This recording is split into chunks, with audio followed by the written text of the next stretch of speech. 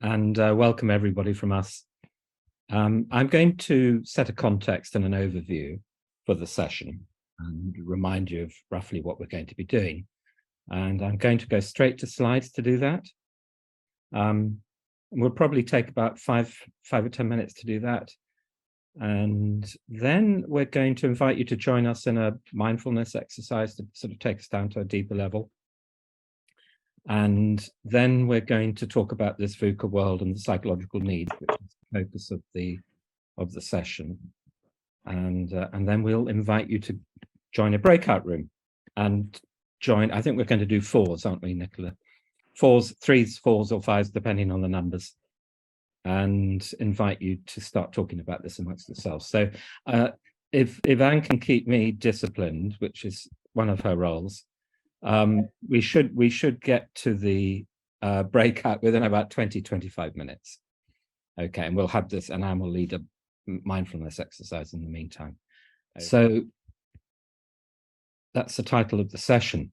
And as I said, I'll start by setting this context. What do we mean by a psychology of being for a time of crisis? It's actually the tagline of the book that I wrote a few years ago on psychosynthesis coaching.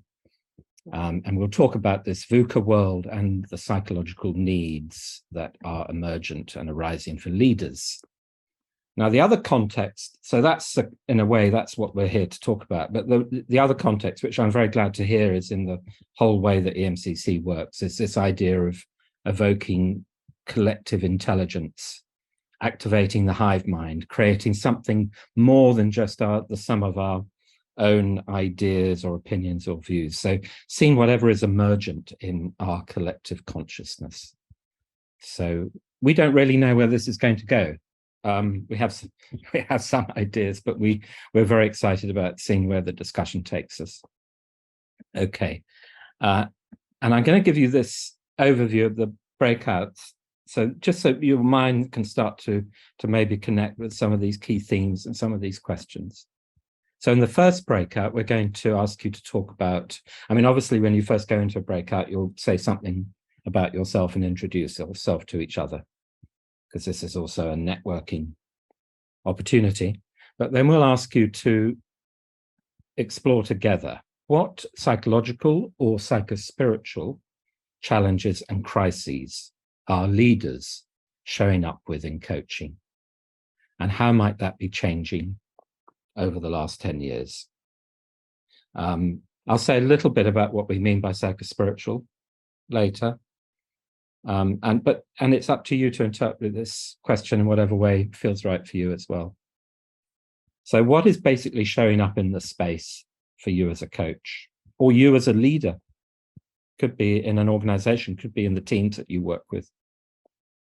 And then we want you to, so it's almost like, let's share what is happening out there and what's coming towards us. And then we're asking you to consider the question, really, what's this mean for me? What's being called for from you as a coach? What's being called for from you as a coach? And that may not be an easy question to answer. There may not be an immediate answer, but that's where we want you to maybe reflect a little bit more deeply. And to start to talk about what are the psychological edges or psychospiritual challenges that we are facing as coaches. And I imagine they might be different to how they were 10, 15, 20 years ago. And we will then come back and Anne will field the feedback from the group. Obviously, Nicola will provide an opportunity for you to put something in the chat, and then we will listen to some of what has emerged from the breakout sessions. And then we'll pose another 2 questions for you, both an outer reflection and an inner reflection. So the outer one is, so what are the ways of working, the approaches, the tools, techniques that you draw upon in response to these coaching needs? And then this one, which is really what we address as psychosynthesis coaches. What are the ways of being? What are the psychological skills or capacities that we need to draw upon or develop as a coach to respond to this, to leaders in the VUCA world? And we'll come back and hear what you have said to each other about that. So that's the format for the session. Have I missed anything, Anne, or is that? No. I'll keep going then. So I'll go straight into the context and sort of say, well, this is my context. This is how I set the context. And why do we talk about a psychology of being? In a way, psychosynthesis is a psychology of being, or a psychospiritual psychology, or a holistic integrative psychology, just to describe it very briefly. But why do we need a psychology of being as opposed to doing or behavior, which is what most psychology is about for a time of crisis? And in a way, I think the VUCA acronym works very well as a starting point. It's a shorthand for describing the nature of the world that we're now working in, this volatile, uncertain, complex, and ambiguous world. And is it more than it was? Yes, I believe it is. I mean, if I look back to, when I started out in my career, I suppose, there was always change, there's always uncertainty, there's always ambiguity, perhaps complexity particularly has increased, and now volatility even more, uncertainty even more. So in a way, what we do is we need to recognize that there are individual inner crises, and that's what we address in a psychospiritual psychology, the inner crises of purpose or meaning, identity. But as well as that, we've got these outer crises of stress and increasing anxiety and isolation. And I think that particularly in this world of social media, mobile phones and everything else, that's where the pressure is now coming. And the two together, the inner crises and the outer crises, and the pressure in our organization. So we've also got these collective crises, which I would say have really, they've become more apparent. Whether they've always been there, I don't know, but I would say they have, but they are now coming out into the open, the collective crises of polarization and sense-making. What can we trust in terms of truth and information? Issues of power, identity, and diversity in society. So I think what's shifting particularly is now we've got the inner and the outer, the inner and the individual and the collective in terms of what's showing up for us in our coaching. So there's this is our observations, and yours would be interesting to see whether you have the same. But there's a call for purpose and wholeness in organization, people wanting more engagement and authenticity, particularly from leaders. And yet there's this crisis amongst leaders in their ability to respond to all of the above. The leaders are in the same pickle everyone else is. So in that sense, there's a sense of disappointment or a sense of a gap or a sense of something that is beyond where we've been taught and how we've been developed. So coaches are having to work at greater depth, not just at a goal level, not just at an outcome or a behavioral change level, but at greater depth on both the inner development and the outer goals. That's our assertion. That's our, I think that's our context. That's enough on the context. And in the piece after the meditation, we'll then say a little bit about this VUCA world and the psychological needs. So we'll take this down to the next level. There. And before we go there, Aubyn, because obviously you've had to go through it very quickly, I'm just wondering if anyone wants to say anything thus far, if anyone wants to include anything from what you've heard Aubyn say. Just speak out if you want to. You don't need to put your hand up. Hi. Good afternoon, everyone. I wonder if you're going to be covering the aspect of, I think in the past, if you found you could be worldly aware, to some extent, yourself and your organization could be bulletproofed. And I'm thinking the difficulty and predictability, I think, is causing quite a lot of concern. So what are you saying, that even with awareness, which historically helped you to become more bulletproof, even with awareness, they can't guarantee global awareness now?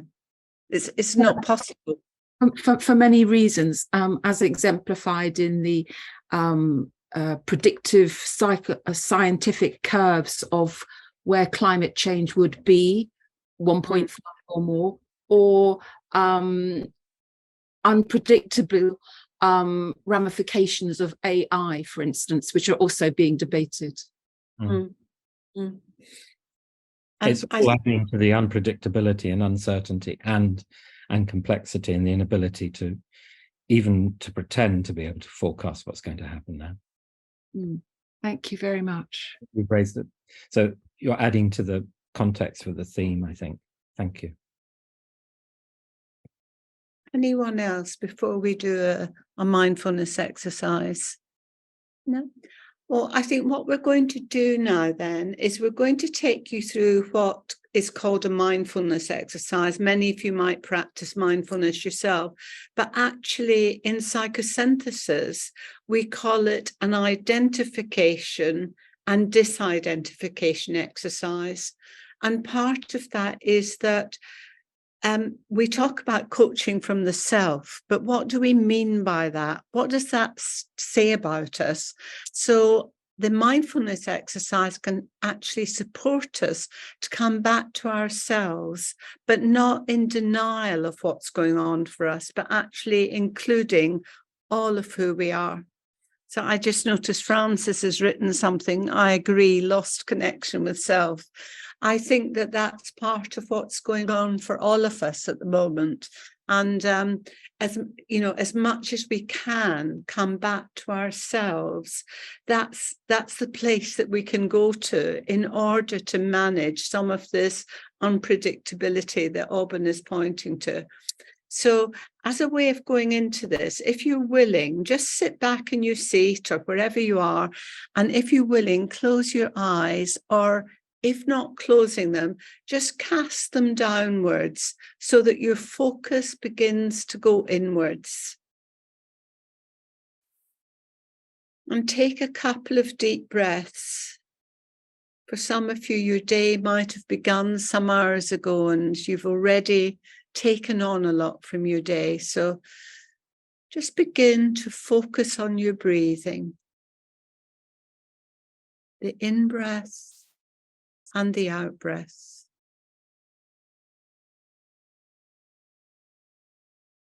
And gradually allow yourself to settle to the rhythm of your breathing.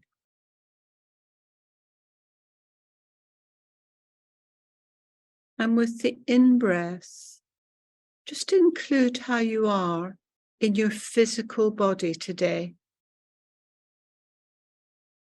Scan your body and notice where you might be carrying any tension. Maybe tension you take on from your client work, from your relationships around you. Just notice where in your body you might have any discomfort or be carrying tension. And with the out breath, imagine being able to release that tension and let it go. So with the in-breath, just notice what's happening in your body. Maybe stretch the back of your neck. Let your shoulders drop. Notice where in your body you feel tense. And with the out breath, release the tension and let it go.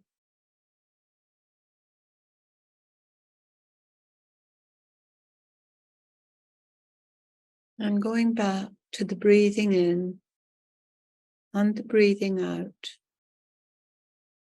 Include also any feelings you're with.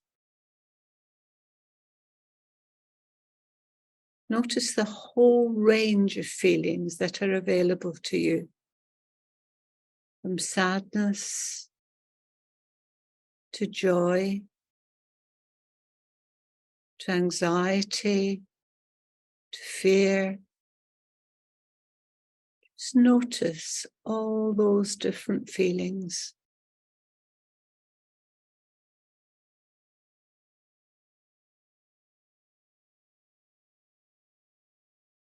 And as you breathe, allow the breath to flow into whatever feelings are there for you today. Don't try and change them, but just notice what sort of feelings are you with today.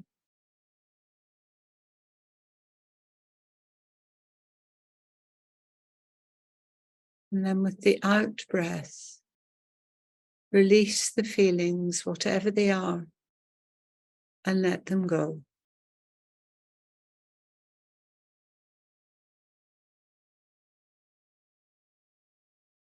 But with the in-breath, just notice them, acknowledge them. And with the out breath, let them go.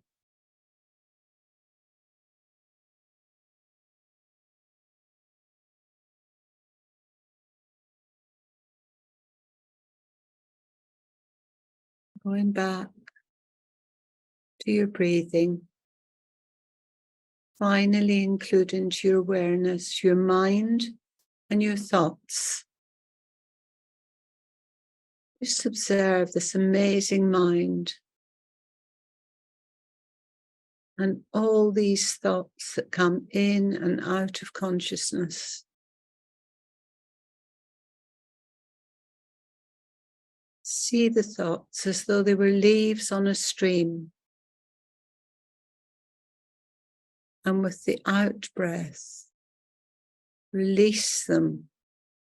And like leaves, let them go. So with the in-breath, notice them. Notice the sort of thoughts you're with today. And maybe also a pattern you notice in your thinking when you come to one of these events. And with the out breath, let them go.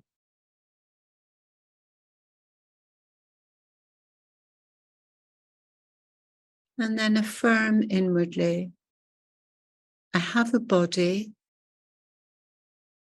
I have feelings, and I have my mind and thoughts. And at one level, I am this body, these feelings, this mind and thoughts. And yet, I am more than my body, my feelings, or my mind and thoughts. And breathe into that stiller place in you, that place of pure self-awareness and will.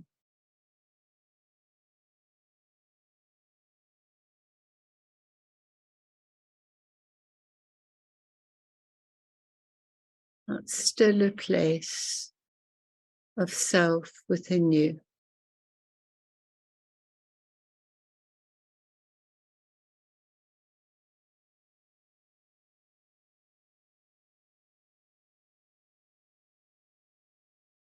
Place you can trust and return to.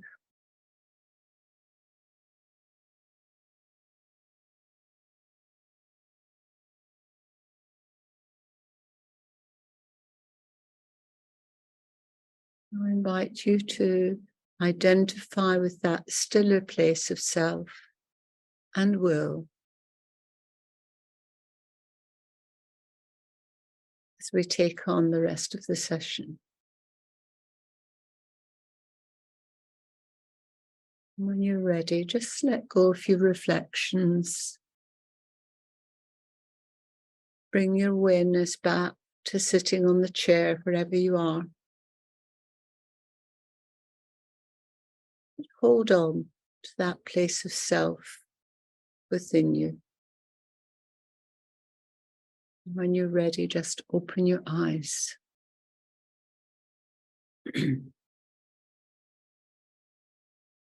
I pass back to you, Aubyn, to share whatever you want to bring. Thank you, Anne. So we do this as a practice in our workshops, as a way of almost like settling, letting go of what's going on out there, and then coming to a place where we can reflect perhaps a bit more deeply than we might.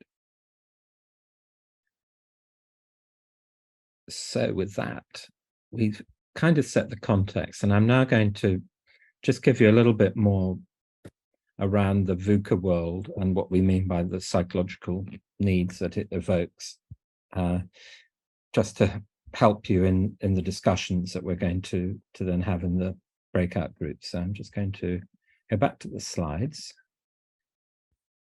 And can I actually, no, I won't do this. I was going to ask Nicola to do a poll to say who's heard of VUCA, who's completely new to VUCA, and who is very familiar with it. I'm just going to come back to stop sharing. So who is completely new to VUCA? Just if you couldn't put up your hand, that will just and then I'll flick through the three screens that we've got here.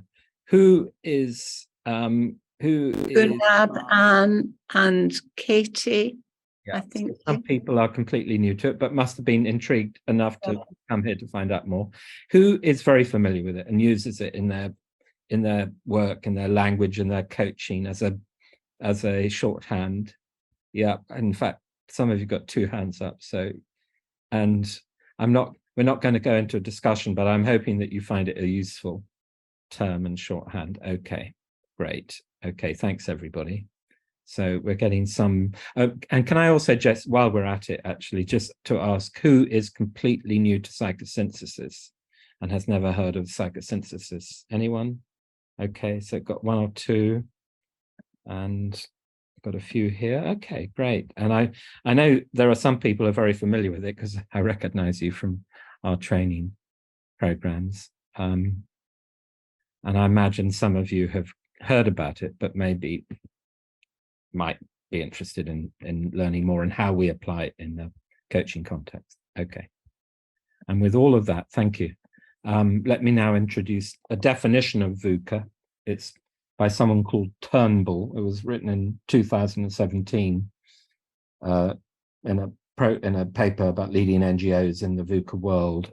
There are other definitions. It dates back to, I think, even to the early 2000s. I think it's the American military that cottoned onto it first, as they tend to. It's like mindfulness. Apparently, the American military is a key player in having made that a wider idea. But so what does it mean? Volatility, change is happening on a larger scale, although the white water of change has been recognized for 20 years when this was written. Change is speeding up and driven by simultaneous factors, turbulent world economies, unprecedented social and political events, and demographic trends and climate change, to name a few. And then because of volatility, predicting the future based on past events is no longer possible. Old planning, forecasting, and decision-making systems are increasingly irrelevant. So the whole plan and control model that most organizations are founded on and based on doesn't work much. It might work by lucky coincidence. I saw something recently where the governor of the Bank of England was presenting to a subcommittee at Houses of Parliament and admitting that all of their economic forecasting systems had failed. There's not much else that you can do. So, well, there is. We have to deal with complexity. So outcomes are unpredictable because there are few single cases of cause and effect anymore. No one has the ability to see all the contributing factors. And then finally, ambiguity. So data is incomplete, confusingly and quickly out of date. And we don't even know what's true perhaps anymore, depending on where the information has come from. So this can lead speedily to invalidated decisions and choices. obviously ambiguity is more than that. It's almost like we're arriving at a place beyond black and white, beyond right and wrong. It's much harder to hold a clear position on anything anymore. So, okay, there's a quick summary of VUCA. You may come back with questions when we come back. So rather than take questions now, I know that it can lead to, as soon as you start talking about this, it can lead to more questions. But this is the key piece I wanted to share. And this is something, actually, it originally came from some work by someone called Keith Sylvester, who's involved in Psychosynthesis, and Helen Wignall, and something they prepared for us for our symposium a few years ago. And I've now sort of added to it and embellished it a bit. So it's a bit of collaborative work, let's say. So what are the psychological needs that this evokes? So volatility, it evokes a need for secure self-attachment, we're saying. The ability to find a center, a place of stillness in the storm, as you might say, to have a strong enough ego, a secure and stable base from which to relate to others and the world. And then uncertainty, the tolerance of uncertainty, an ability to be aware of our anxiety and stress patterns, and the ability to distinguish neurotic anxiety, which we can address and do something about in terms of self-awareness and our behavioral patterns, and existential anxiety, which is something increasingly we need to be able to bear, and our capacity to self and co-regulate in relationship to that. And then complexity, the capacity to see the whole, to see holistically, to hold an independent sense of self, to be able to separate ourselves out from the systems forces that we are impacted by, and to grow our systemic intelligence, our capacity to see what is going on in the bigger picture. And of course, for the leaders, how to intervene in that. And then ambiguity, the ability to understand relative meaning, to go beyond right and wrong, to hold paradox, be able to work with the tensions of polarity and synthesis. So the answer to polarization is synthesis, but how do we get there? Holding the tension of polarity. This is raising lots of perhaps questions, but I'm keen to get us into the breakout rooms and see what comes out in your group, so to give everyone a chance to speak. So these are the questions that we're then posing to you. And this can be in whatever context you're working, whatever that might be, as a coach, as a leadership coach, as a life coach, executive coach, team coach, whatever you are doing, as a leader who coaches, as an organizational professional. So what psychological or psychospiritual challenges and crises are leaders showing up with in coaching?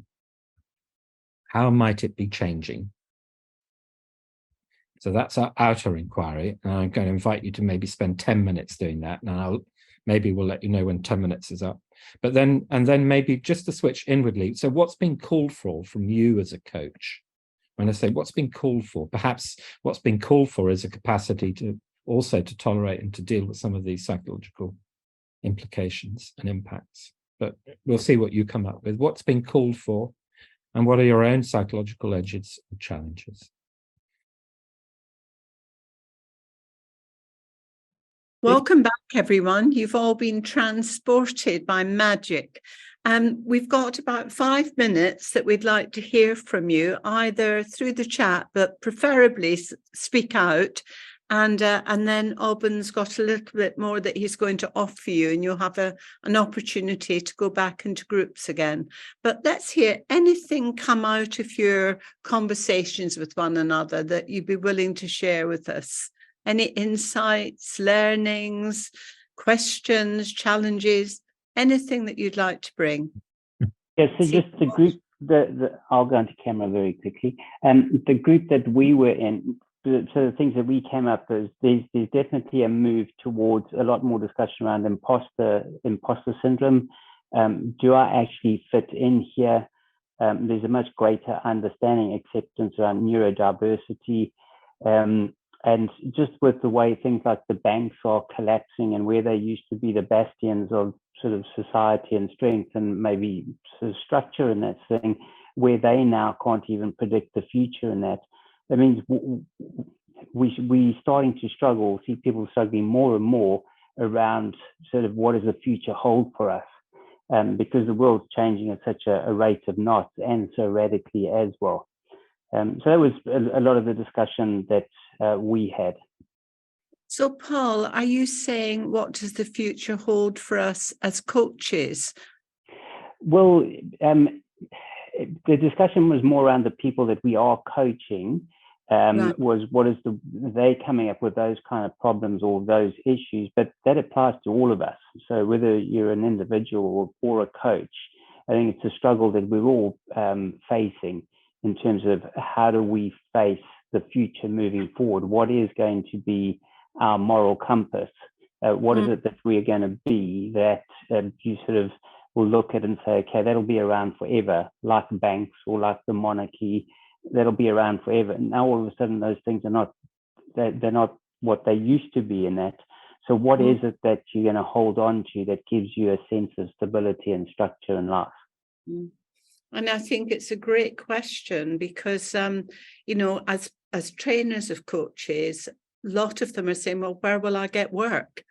You know, and they've got to think about what sort of areas do they look for work in. Previously, it was clear, but it's not so clear now. I've just noticed, Caroline, you had your hand up. I think it's also exponential growth that I went to a conference about the future of work, and it was astonishing because you could see the exponential growth curve. And if you weren't in at the beginning, you'd had it. You missed your opportunity as an organisation. And I think also the role of CEO particularly is completely changed, and the amount of observation of you in the role, you know, through social media, for example, AI, there's just so much coming at people and so much expected of them that I think what I've witnessed is a feeling of spiritual aridity that, you know, why am I doing this? And they've lost their ground. I think in terms of the psychological edges for ourselves, I think we need to explore our own VUCA world. And the more we've done that work and the more that we've explored our own anxieties and concerns, the more able we are to hold space for other people. And I think it's essential to provide psychological safety really quickly because there's so much more anxiety around. So I find using time to think very helpful because most leaders do not get enough time to think. So, Caroline, you're pointing to the way coaches are trained is so important now, and to have done their own psychological explorations is what will give the psychological safety to the coachee as well. Well, I believe that, but I trained at Revision, which you'll know, Aubyn. Yes. I did my training there, in-depth psychology, and it was an incredibly complex training and very, very challenging, but I feel glad of it now. Yeah. And obviously you've also done some work with Nancy Klein, because I heard you mention time to think, and her work is wonderful. Yeah, thank you. Others, have because I didn't look at the chat. So is there something? And it helps if you put your hand up, then you come to the front of the Zoom room. So Saran. Hi, everybody. I mean, this is an issue that I didn't raise during the breakout session, but with the inspiration of the discussion that we have right now. I mean, when we're discussing all of this, I'm pretty new to coaching. I'm trying to learn and basically understand. And for me right now, when I'm dealing usually in a corporate setting, one of the challenges that comes as a result of VUCA also, you know, even I think in the definition of this, you have known unknowns, unknown unknowns, so on and so forth. So there's a certain categorization of what you're facing with. And especially during the coaching sessions, unknown situations are really, for me, a big tackle as a coach as well, because it's really becoming very hard to steer kind of the conversation in a way that the colleague just mentioned that, you know, anxiety, I think, is a good word to put, but I'm just sensing that the current situation, markets, world, climate change, this and that, especially certain topics that people lose sense of control, are becoming more and more challenging to sort out internally. And this is something also for me, a big challenge to kind of understand.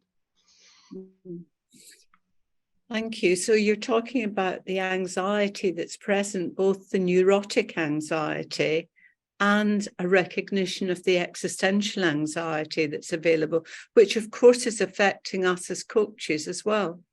And how do we manage our own anxiety as we coach people? I see two more, Isabel and Francis, and then we'll go back to Aubyn for another piece. Isabel.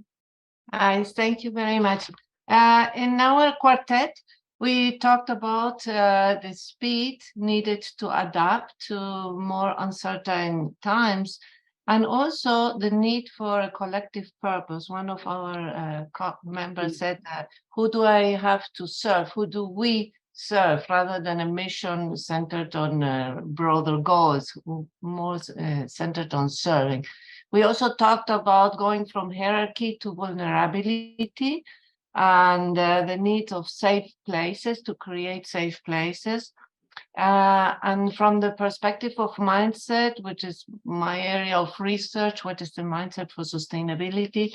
I am not a coach, so I talked more about what I see in business schools and in executive education, that there is a crisis of seeing that the rational thinking, the linear, the control that we have through planning is not serving, and that is so embedded in our identity that there is so much noise and anxiety there. How, when we suddenly look inward and say there is something about my way of reacting that is not adapted, and so that's about how we transform that mindset.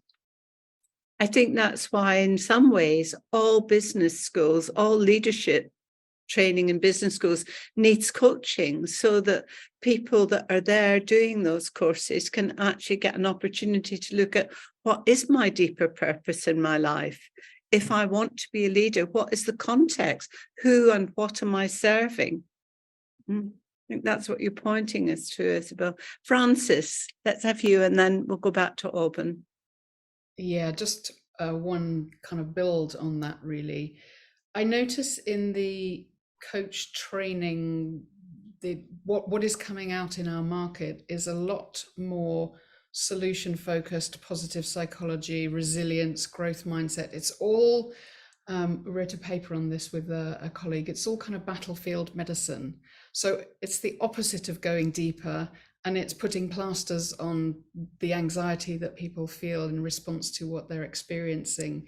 There's a lot of talk about transformational coaching, as if you go to a coaching session and boom, everything's better. And we love that kind of silver bullet mentality. This is so easy to sell. Selling coaching that goes deeper, not so easy to sell. So how many sessions will I need? Could it not just be 1 or 2 or 3 is a good number? 3 is a good number, 6 at a push. But after that, seriously, you can't be a very good coach if you're not going to fix me in 6 sessions. That was not so true 30 years ago when I started. People kind of expected to engage with the work and then do the work. And whilst, of course, we had to have some contracting, there wasn't that expectation that everything would be solved. And that's another of the polarities, this problem solution thinking. Everything is a problem that has a solution. It's just a question of finding the solution, ticking off all the actions, we're done. And that kind of framing for everything is also quite, I think, distressing energetically. Because if I can't find a solution, there must be something wrong with me. I don't know what's wrong with me. I'm going to defend against that. I'm going to make it somebody else's problem. And, you know, round we go, round that goes. And of course, if an organisation is buying coaching in and the people don't all get to these solutions and turn everything around, the people that are being coached are blamed, rather than seeing that this is something that's much bigger than that.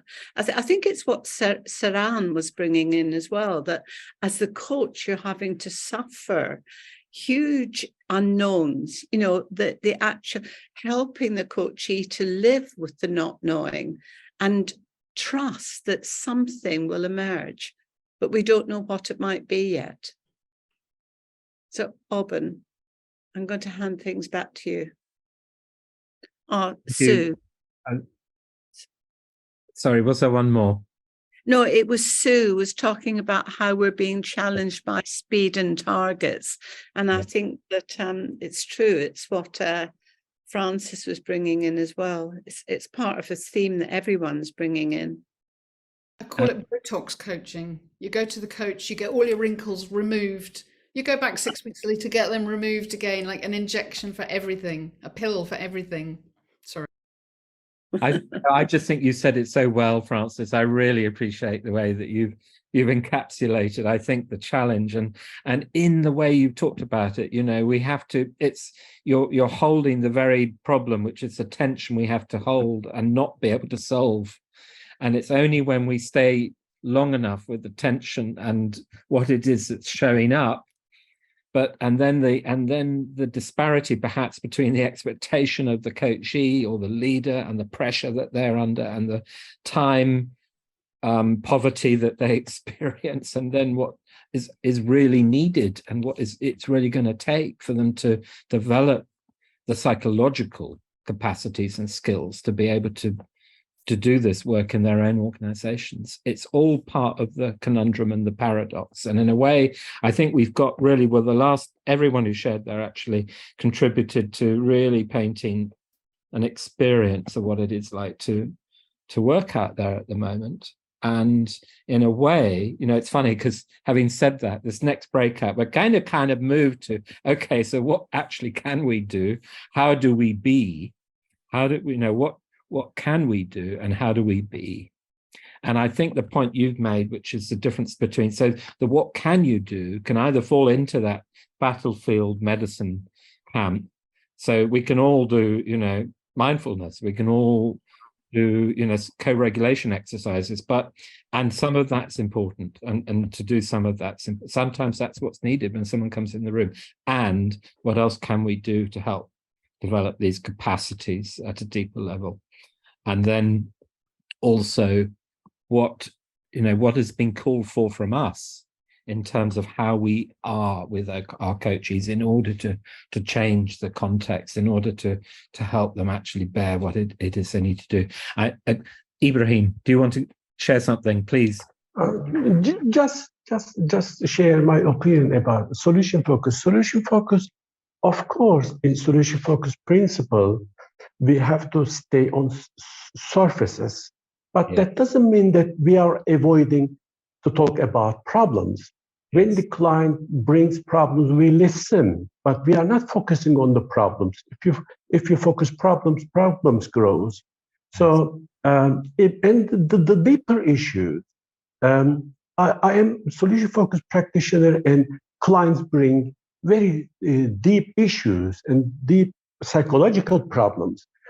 If you trust clients gradually bring the deeper issues, and you can him or her through solution-focused approaches. Thank you. I really appreciate you saying that and making that distinction and realizing, yes, we have the surface, but we also have the solution at depth. With that, I'm going to lead on to the next piece. In a way, this is me being solution focused a little bit, and in a way, this is me sharing perhaps some of the answers that we have around or that we might offer, but they're just more answers. It's all the answers you're coming up with are good answers. So this is just another way of just summarizing some of those answers, and then hopefully seeding the next conversation that you have in your breakout groups. So this is a summary of what we said so far, which is these different aspects of the VUCA world: volatility, uncertainty, complexity, and ambiguity. And then highlighting the key psychological need. And what we're saying is these are the psychological needs, particularly leaders, because they are the objects of focus and projection in organizations. They need their own secure self-attachment, or they're going to be blown in the wind, and they're not going to be able to hold their ground, or they're going to be caught by the different pressures that are taking place. And then the capacity to tolerate uncertainty, so uncertainty tolerance, and what that brings.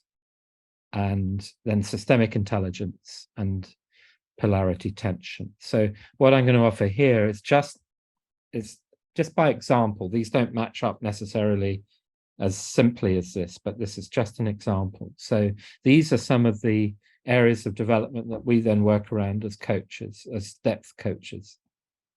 How to help people firstly recognize where they are identified, and then to help them disidentify. And that's what the meditation that Anne did illustrates. We have to first recognize what's going on in our body, our feelings, our mind, our thoughts, our thought patterns. Then we can start to let go of them. And then this other key piece that we could actually run a whole workshop on neurotic versus existential anxiety. We could say, how do we distinguish neurotic and existential anxiety, and how do you help your leader clients with the neurotic anxiety, because that's around personality edges and issues that they can maybe make progress around and reduce the anxiety that they have, but also how do we help them bear the existential anxiety. I must acknowledge Simon Kavishia, who has a very good YouTube on this online, on how do we work with uncertainty and how do we work with neurotic and existential anxiety. And it's a Ashridge YouTube that we came across. And then complexity.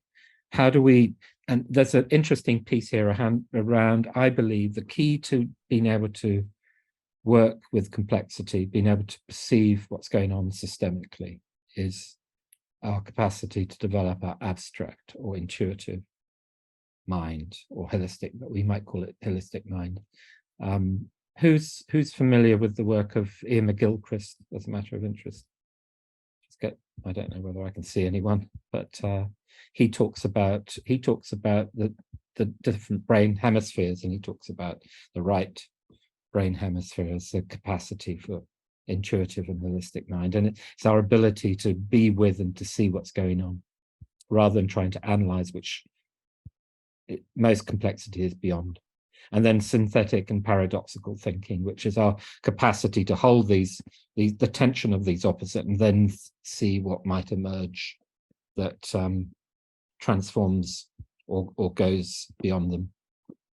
I also, just to acknowledge what Francis said about so transformation now is used so frequently, it almost has lost its meaning, but actually that's what synthesis is about, is creating a transformation that comes out of holding the tension. Okay, I think that's, I've got a final list. We'd better go into the final breakout, but there are other ways of working with personal development that then combine with all of these, and there's just a list of some of those. But that is in the slide pack that we've shared, and that's for another day, I think. And I think what's underlining all of this is the need for a capacity for self-reflection and self-awareness for leaders. And I think that as coaches, that is something so important that we can offer them. If we offer nothing else, if they have that capacity, they will begin to make the changes, not us. They'll make the changes. So, Aubyn, do you want people to go back? So we're going to go back into the rooms just for 10 minutes, and then we'll come back for a final 5-minute debrief. If you feel inclined, click on the Jamboard and maybe share some of the thoughts that are coming up in your groups, either from the last discussion, from this discussion. We put the key questions that we raised in there. And yeah, just see what appears on the Jamboard at the end, or just do it any time while we're still in the group together. So there's a Jamboard there where we start to pull our collective intelligence. Well, we've already started, but we start to capture it. So let's just hear from some of you. What was you learning there? What was or what further questions do you have? What are you taking away from this session? Hi, my name is Mita. I want to share what we talked about, and something that popped up was the flip between control, which we don't have anymore in the VUCA conditions, and trust, and how trust is the opposite of control in that sense that, needing to trust ourselves, whatever comes up in a coaching session, that it's going to be that we have the resources and the capacity to deal with that, or to trust that whatever it is that we want to, as people, the goals that we set for ourselves, that it's going to come, that it's going to be okay, or that the mistakes are going to be meaningful. The trust is quite an important issue, I think, nowadays. Trusting yourself, trusting your team, trusting your everything. Basically, it's about trust, isn't it? Inner trust. Yeah. So as the coach going in with a client, be it in a team or in an organization, we're really having to trust that being present, being available, how we respond will be enough for the client. Thank you. Is there anyone that disagrees with all of this? I noticed, Dick, you're laughing. Well, it's not so much disagreeing. I like the question always, but it's also about, we had a great discussion about we as coaches being humble because we're as human as our coachees. Yeah. I think that's a very important starting point in any conversation, especially when you get into a coaching relationship where the other is so vulnerable. And we are as vulnerable as they are. But might try to hide it because all of our certifications, educations, webinars, whatever. But we bring ourselves into that system. There's two vulnerable people in that room as soon as you meet. Yeah. Thank you. My group had some interesting points. One member talked about having time, giving time to our coachee to self-reflect, to maybe that would help with affecting change. And another person talked about skill sets to control the controllables, as it were, and potentially pointing that towards perhaps positivity rather than negativity. And then we were talking about collective strengths, not necessarily therefore relying on, or the CEO relying on himself, that he could draw on the organizational leadership in different maybe departments and pull together the kind of strength. And actually, since that, I don't know what we're going to be talking about in the breakout rooms, but what I'm thinking is perhaps quite relevant is that the VUCA world is all about dealing with the capacity of our strength to face the different horizons, as it were. So how can we build those strengths of resiliency, in particular to up and coming managers? I mean, I can point to somebody who's virtually had a leadership role entirely from home and not had the benefit of, mingling with a large organization by not actually attending the office. And I'm quite concerned that they're going to be constantly promoted, and I'm not quite sure if they're going to really get that provided by HR, the strengths that they're going to need to, for all kinds of aspects. So to explore, having an opportunity to explore their strengths and also where their limitations are, and being able to ask for help. I mean, that's something that as a leader now, I think is so important, the capacity to be able to ask for help, that we cannot do it all on our own. Yeah, and the fact that psychometrics is geared to an individual, and that profile might not reflect the fact that it's perhaps more of a group strength, so to speak. Yeah, thank you. Jenny Plaister, Yes. Hello, everyone. I was in the same group as Meta Grosho. I'm not sure if I got that correctly, but we were talking, building on what she was saying about trust. We started to discuss were we using tools or not. And I'm just starting to think the longer I do this work, that less is more quite frequently. And I've been doing very simple exercises like what you need to let go of in order to open up space for this emerging future that we don't know anything about really. And that just tiny thing that I learned years ago seems to kind of open up some space for them. So I think there's a lot going on for me right now about creating space. Yeah. Mine, theirs, and in the systems. And I think that's a theme that's come throughout, that it's time and space to think. And what you said, less can be more. And the answers for them are there if they've got the time and space and your presence to help them through that. Yeah, we also mentioned presence as well. Thank you. Thank you. Natalie, you wanted to say something? You've got your hand up.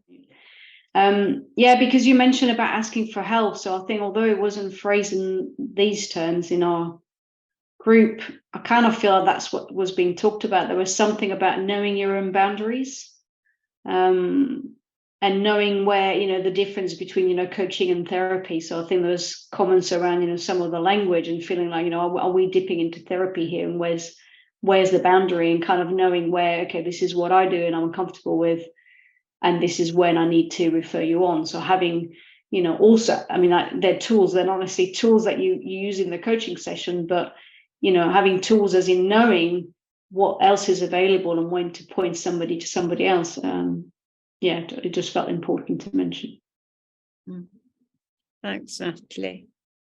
So, Aubyn, I'm going to hand it back to you because I think that we can formally bring the session to a close, but I don't want to close it down because we've got another 20 minutes, I think. But let's just see what you want to. Oh, I think we've probably just gone over our time boundary of 5 minutes by 5 minutes. But thanks, Nicola, for being patient with us. And look, this is the beginning of a discussion. We never can really give it due credit because it's such a big discussion, such a big issue. But just to say, we have a forum that you might want to join if you want to link in with me or Anne, and we'll let you know about the next open event that we're holding, Anne, in early August, and there's an opportunity to come and join us for a couple of hours and have another conversation. So that could be a next step. And I think that's probably the point at which I hand back to Nicola. And I would say perhaps I might just stay in the main room if anyone wants to just stay in a conversation or ask questions or share anything. Otherwise, Nicola's going to create some breakout rooms. Is that right, for networking? I am. But I just want to before we draw the whole session to a close, I just want to ask that question which Anne asked back to you two, actually, is what are you yourselves, you two, what are you two taking away from this session? And do you want to go first or shall I? What I'm aware of is that it's so good to be with the people on the screen. And what I'm aware of is the frustration of limitations and the frustration of time limitations and not having enough contact with you all. So it's been really good, and it's been good to see everyone. And I'd love to know what everyone was thinking or feeling from the session. And I'm aware that we can't, so I have to accept that. But good to be with everyone. Thank you. Thank you, Anne. What about you, Aubyn? Caroline, did you want to say something? I was going to say perhaps there's a parallel process going on. Of course there is, Caroline. And the thing I would say I'll take away, Nicola, is, I haven't been in a big group like this for a while, and just also the amazingness of the global connection that we have here. We are a global community. We are a global profession. There is a global connection here. There is a desire to, I get that this both understanding of the complexity and the challenges that we're facing, and I hear the call to work at depth and the call to work more deeply. And how do we do that when actually all we're being told, is that people want quick fixes? because they've got to get out there on the battlefield again. So this conundrum and challenge, and yet, which is making the need for a community like this even more important, and just getting that both in our profession in coaching, this collective consciousness is really important. It's no longer just something we can do on our own. So that collective consciousness and evoking the collective consciousness for the people that we're working, and that last point about the leader can't do it all. They've got to evoke the collective consciousness and capacity of their teams. So I think the shift from individual to collective is really key there. That's my final. I'm losing people, so I'll shut up. Aubyn and Anne, thank you so much for this wonderful discussion. It's been enlightening, and I think I feel a little bit more comfortable with the uncertainty. Perhaps I think we need to get comfortable in discomfort, and maybe accepting we can't do everything, be everything, learn everything, be everywhere. But this is okay. This is all right. This has already served us well, hasn't it? But this is out here. But no, it's been a fantastic discussion. Thank you very much on behalf of the EMCC Global.